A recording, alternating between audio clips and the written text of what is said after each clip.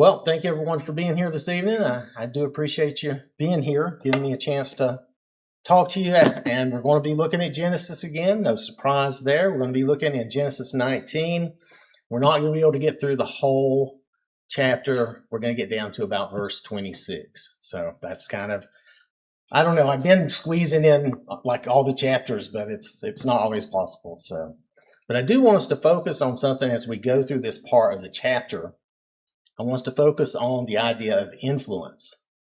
We're going to see how sometimes we have no influence on others. We can't always prevent people from making bad choices. Even angels can't always convince someone to do the right thing. Sometimes the world can influence us to do the wrong thing. And God's love for us influences what he does. And our cries or pleadings to him can also influence God.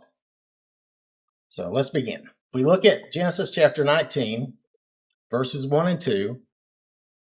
Now the two angels came to Sodom in the evening, and Lot was sitting in the gate of Sodom. When Lot saw them, he rose to meet them, and he bowed himself with his face toward the ground. And he said, "Hear now, my lords, please turn into your servant's house and spend the night and wash your feet. Then you may rise early and go on your way." And they said, "No, but we will spend the night in the open square." Now, these are the same two angels we last saw with Abraham and the Lord. So just so everybody's aware. Notice that Lot is in the gate of the city, implying that he's a person of at least some importance in the city, and he should have some influence, right? Verse 2, notice that they would rather spend the night outside than inside. Now, a couple of possibilities here. It could be that maybe the homes didn't look too hospitable or whatever, but more likely they were waiting to see how the inhabitants of the city were going to react to them. So, now if we look at verse 3, but he insisted strongly, so they turned into him and entered his house. Then he made them a feast and baked unleavened bread, and they ate. So Lot was very insistent, and he did manage to influence them to come into his house. We're going to see why. I think it's pretty obvious. Most of y'all know, but probably all of you know. But yeah, he influenced them to come into his house and let him make them this feast, this baked bread and all of that. So then verses 4 and 5. Now before they lay down, the men of the city, the men of Sodom, both old and young, all the people from every quarter surrounded the house. And they called to Lot and said to him, "Where are the men who came to you tonight? Bring them out to us that we may know them carnally." Now, if we look at verse 4, notice that all the people of the town are involved. And it's kind of, you have to kind of look at the words here where it says men, the men of the city. That word is actually like the mankind, the mortals of the city, the people of the city, other than just men. And the same with the men of Sodom. It's the same word, and it really doesn't mean just men. It means the humans, the people of the city. And then it says all the people from every quarter. Now there they use a different word, but basically saying all the people of the city, everyone. Oh wait, nope, that's wrong. I'm sorry. It actually is referring to the crowd that's there. It's saying the crowd. It's trying to refer to the crowd as a unit. I'm not sure why they call it quite the way they do. But nonetheless, just when you go back and look at the Hebrew, you'll see that those words are just a little off. They're just a little different. And that's the crowd from every quarter, the crowd of people. So everyone's involved, not just some young, rambunctious people, not some older criminal types or anything like that. Everyone's involved. Let's see. Yeah, the word for the people was the crowd. And so in verse 5, when we look here, there's no doubt what they meant here, right? They mean to sexually assault and rape these men. That's what they mean. That's how depraved they are. It's, to our minds, that sounds ludicrous. Then a whole town would turn out like this, right? That they would be like this. it's hard to think of. But we did see this type of thing before the flood, where all the people were evil and that's all they thought of was wickedness, except for Noah and his family. So we have seen an example of that before. And we do have to remember, maybe all these people weren't always that evil. But if we look at 1 Corinthians chapter 15 and look at verses 33 and 34, the Corinthians were, some bad influences were coming to them and telling them to not believe in the resurrection. And Paul corrected them. And then he says this, do not be deceived. Evil company corrupts good habits. Awake to righteousness and do not sin, for some do not have the knowledge of God. I speak this to your shame. Again, we should have the knowledge of God. We should be aware so that we're not deceived by any false teaching like this that would deny the resurrection. So, now, I've often thought about this in regard to Lot's family and Lot being there in Sodom. That has to have some bad influence on them in some way, just being in such an evil place where everyone would turn out to commit such an atrocity, such a thing. I mean, we live in a world of sinfulness, but I don't think anything on par with that. I don't see that happening in Worcester. So let's see how Lot responds here. So verses 6 through 8. So Lot went out to them through the doorway, shut the door behind him, and said, please, my brethren, do not do so wickedly. See now, I have 2 daughters who have not known a man. Please let me bring them out to you, and you may do to them as you wish. Pardon me. Only do nothing to these men, since this is the reason they have come under the shadow of my roof. So notice that Lot is trying to protect these men, and he's willing to go to extremes. And you can't say anything else, but that's extreme. He offers his virgin daughters to appease the crowd. And then notice at the end of verse 8, this is why Lot was so insistent and influencing those men, the angels, to come and stay in his house. It was to protect them under the shadow of my roof. He knew he needed to protect them, so he brought them in. And in a lot of ancient cultures, you were required to protect and honor and treat your guests very well. Even if it turned out that your guest was accidentally maybe an enemy or something like that, you were to do no harm. It was prohibited in those cultures that you would do any harm to your guest or allow them any bad thing, right? It was a moral duty. And some examples of places that practiced this, maybe not all perfectly, but there was Greece, Rome, Japan, the Norse territories, India, and New Zealand, just to name a few, that had strong cultural expectations of safeguarding a guest in your house. And you were supposed to honor them and treat them well. And you just didn't invite people into your house lightly because it was a responsibility, a moral duty. So here, Lot hoped that this would afford him some influence with the people and that they would understand this and he would be able to protect these men because these men were in his house, right? They were guests in his house. So Lot hoped that this type of tradition would work with these folks. I would say we still keep a decent amount of that kind of hospitality as Christians, maybe not to the extreme, definitely not to the extreme of offering our children, but still we do try to always treat our guests well and be kind to them and honor them. And we just call it hospitality. So Lot's situation, his situation is extreme, especially by our standards. That would be very extreme. So verses 9 through 11. And they said, stand back. Then they said, this one came in to stay here, and he keeps acting as a judge. Now we will deal worse with you than with them. So they pressed hard against the man Lot and came near to break down the door.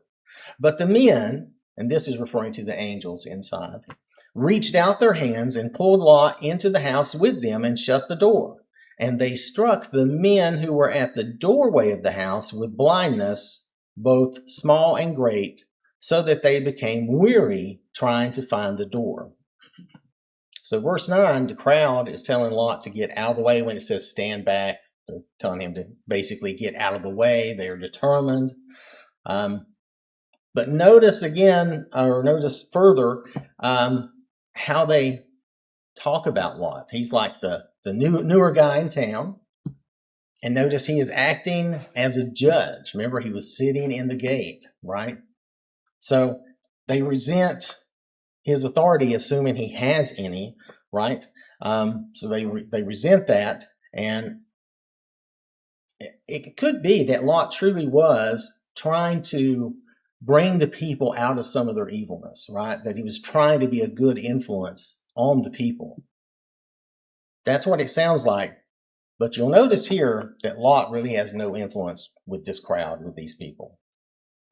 And so it's similar to what we see in the world today sometimes when, what do they so often say about us if we try to correct some aberrant behavior, or if we talk about the wrongness of abortion or anything like that? Well, they call us judges. They say we're judging them. They say that like that's a bad thing. But sometimes judgment is the right thing. When we're judging certain actions and we know they're wrong, that's fine. But they talk about that. They resent us for it. They point that out as if it's evil. And even though we're really just encouraging them to change and to not do evil things like that. But they point to us and claim that we're evil. And sometimes we see in the world that people get violent over it. I've seen a number of different videos where people are just talking to other people. And some of them will actually listen and have a conversation, but some will just come up and just be violent. So that does happen too. So just like we're seeing here with Lot. Now these people, they press on Lot and the door. They don't care if they hurt or kill him. And if he had any influence in this town, I would say it's probably gone here. So, and that might remind you of this. Matthew chapter 7, verse 6. Now this is in the Sermon on the Mount, kind of toward the end in chapter 7. Do not give what is holy to the dogs, nor cast your pearls before swine, lest they trample them under their feet and turn and tear you in pieces.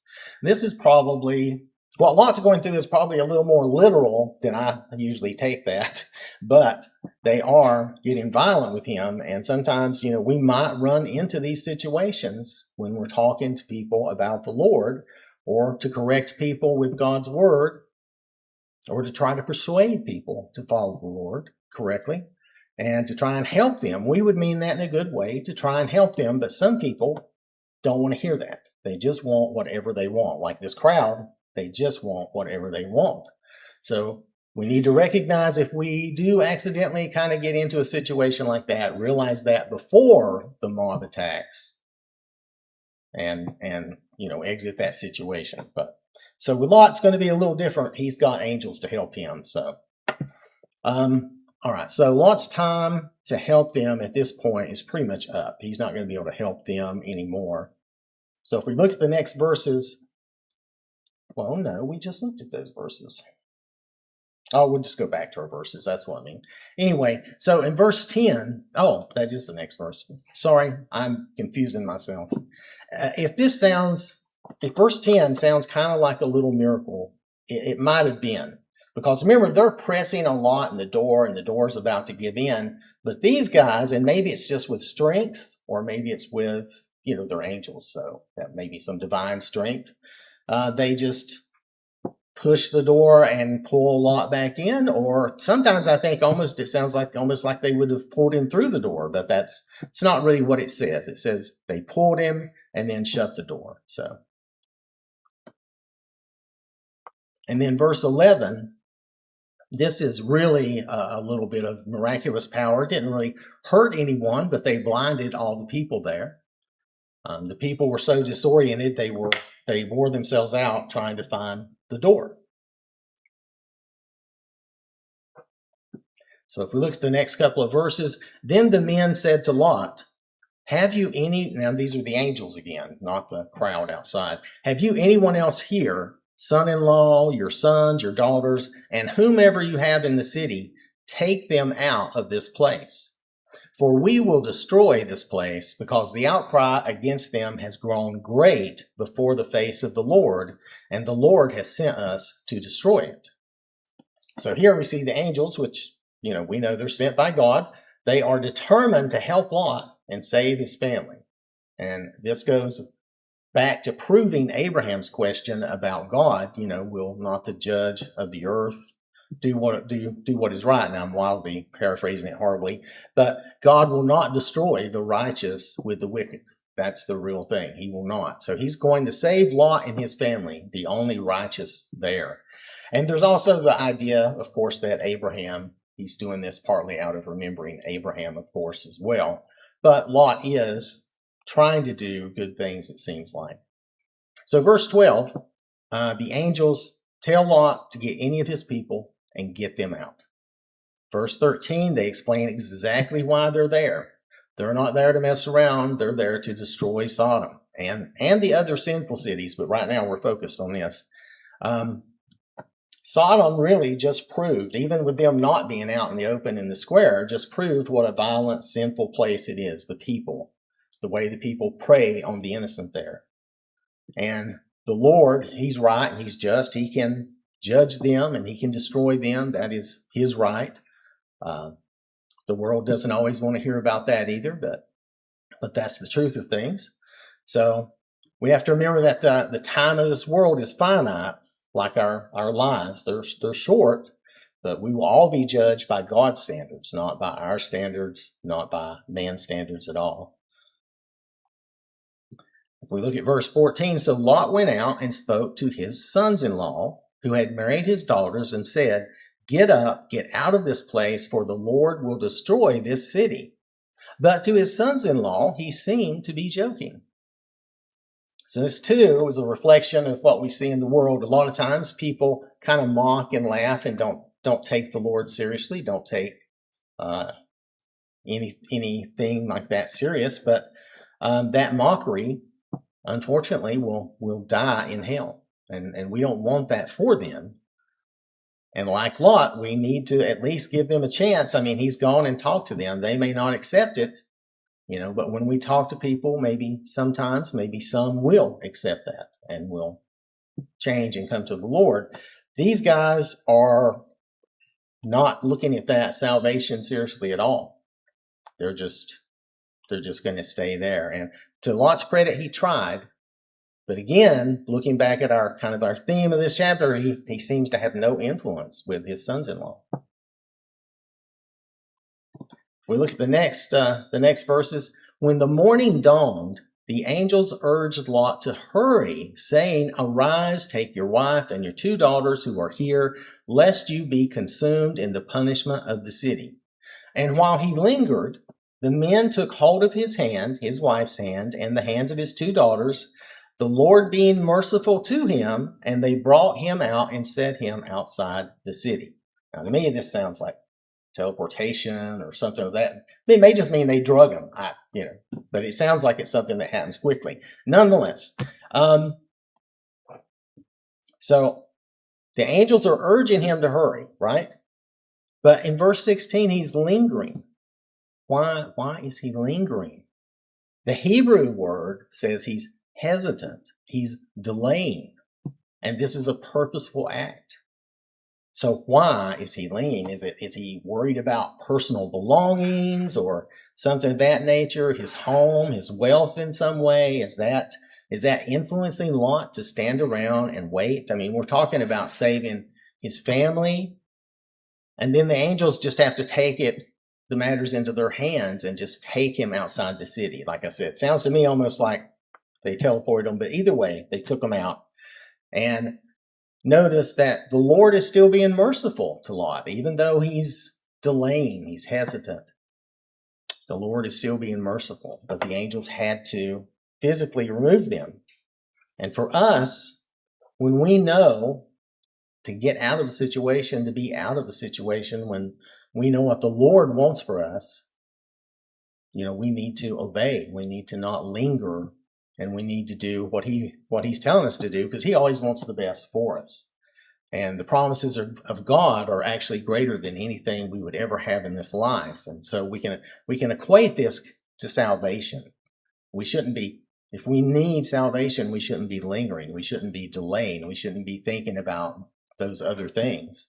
The time is always now, and it's always today.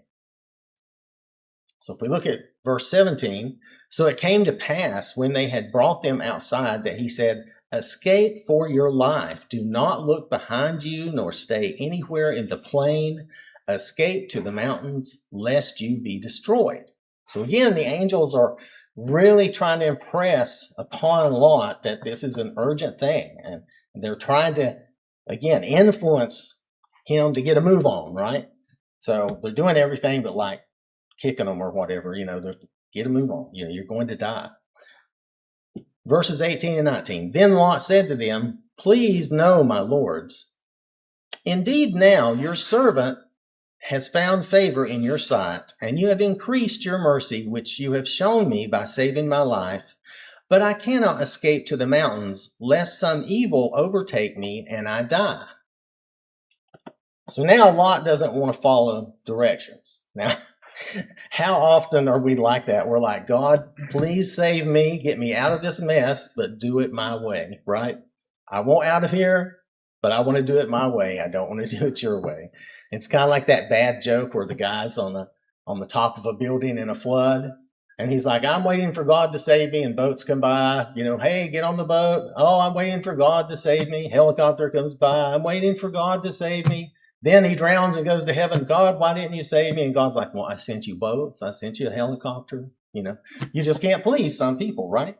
So it's like that bad old joke. I know it's kind of a bad joke, but it makes the point. Lot is now like not satisfied with the means of his rescue, and he wants to be rescued a different way. Okay. I don't know what that's about, but all right. So at the end of verse 19, it says, lest some evil overtake me. That's, again, that, I don't know what everybody else's translation says. I didn't get a chance to go through all that, but it's not exactly correct. It's not some undefined evil that Lot is afraid of. He's afraid he's going to get caught up in the destruction that's coming on the cities. He's afraid he's not going to make it in time. That's what he's getting at. So that's why he's going to make this counter proposal of what he would like to do. So let's take a look at that. In verse 20, see now, this city is near enough to flee to, and it is a little one. Please let me escape there. Is it not a little one? And my soul shall live. So Lot's asking the angels, and thus really requesting of God, spare this little town so he can flee to it, because it's one of the towns that was set to be destroyed. So that's what he's asking for. Spare this little town so I can go there. Verses 21, 22. And he said to him, see, I have favored you concerning this thing also, in that I will not overthrow. When the word overthrow is showing up, that's destroy, lay waste to. I'm not sure how they come up with overthrow. Maybe that's just more of an older way of using that word, but they mean to destroy the city, for which you have spoken. Hurry, escape there, for I cannot do anything until you arrive there. Therefore, the name of the city was called Zoar. I think it's Zoar is how it's pronounced from when I was looking at it. And it is a little town, and that name means like small or little or insignificant. So it's a smaller town than the other towns. So again, though, God shows a lot of favor and mercy to Lot. Now, this town was one of those towns that was going to be destroyed, and now, due to Lot's influence, if you think about it, his influence, God is going to spare that town. It's not going to be destroyed now. Looking at verses 23 through 25, the sun had risen upon the earth when Lot entered Zoar. Then the Lord rained brimstone and fire on Sodom and Gomorrah from the Lord out of the heavens. So he overthrew or destroyed those cities, all the plain, all the inhabitants of the cities, and what grew on the ground. So notice that God waits until Lot is safe. He waits till Lot is in that little city, that little town. And then God destroys the other cities, their inhabitants, including what grew on the ground. And you might remember from a previous lesson where we talked about this. Basically, when he destroyed these cities, he basically kind of salted the earth there too, and nothing would grow for hundreds of years. And then this area ended up being deserted for like 500 or 600 years, according to archaeologists. So, and this was God's judgment on them because people cried out about what was going on in those cities. God said he heard their cries. The angels in verse 13 said because the outcry against them had grown. So God was influenced by prayers, by pleadings, an outcry, a cry for help. That word outcry is the Hebrew word for that is basically means a cry for help. It's feminine, and it's also defined as a shriek, like of helplessness and distress. So he's heard all these cries, and he's influenced by those cries. And so we see judgment coming because of that. Again, our prayers and our pleadings, they mean something to God, and it has an influence. So God listens and he reacts as he judges correctly. It doesn't mean we can get him to do something wrong. Don't think that, but he judges correctly. See, am I in the right place? Yeah, okay. So Genesis 19, verse 26, our last verse here. But his wife looked back behind him, and is that right? Did I read that right? Yeah, okay. I feel like I'm missing something, but I'm not. It's kind of like this morning where I lost that slide. I'm afraid I'm doing that again, but I'm not. It's okay. So, but his wife looked back behind him, and she became a pillar of salt. So, what had influence over Lot's wife? Why is, what was it their life there? Why is she looking back like that? Does she have friends there? Did she miss something already? Or was she, like Lot was lingering earlier? Was she thinking of something like that? I've heard a lot of sermons on this idea. Y'all probably have too.